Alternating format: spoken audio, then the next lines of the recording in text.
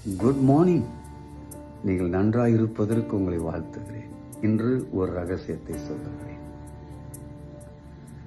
எதிரியாகிய பிசாசு எப்பொழுதுமே அவன் சாம்பலை மட்டும்தான் உங்களுக்கு காட்டுவான். உங்களுக்காக ஆயத்தம் பண்ணப்பட்ட சிங்காரத்தை ஒருபொழுதும் அவன் காட்டவே மாட்டான். நீங்கள் பெறப்போகிற புதிய ஆரம்பத்தை காட்டுவது யார் தெரியுமா? நிஜத்தின் ஆவியானவர். அவர் உங்களுக்குள் இருந்து ஒவ்வொரு நாளும் அடைய போகிற புதிய ஆரம்பத்தை தொடர்ச்சியாய் காட்டிக்கொண்டே இருப்பார்.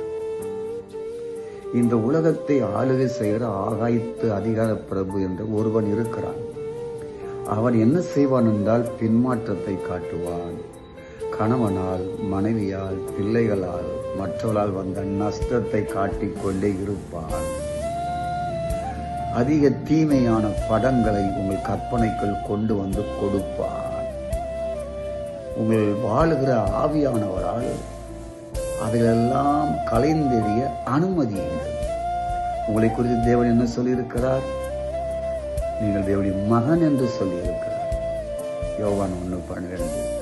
நீங்கள் அவருக்கு சொந்தமானவர் என்று சொல்லியிருக்கிறார். எபேசியர் 1:14. 1 பேதுரு 2:5 நீ பயனற்ற கற்கள் என்று சொல்லாமல் நீ உயிரான கற்கள் என்று சொல்லி வைத்திருக்கிறார். Price God. 1 கொரிந்தியர் 3:9 உங்களை ஒரு பண்ணையாக, தேவனுடைய மாளிகையாக உங்களை வர்ணிக்கிறார்.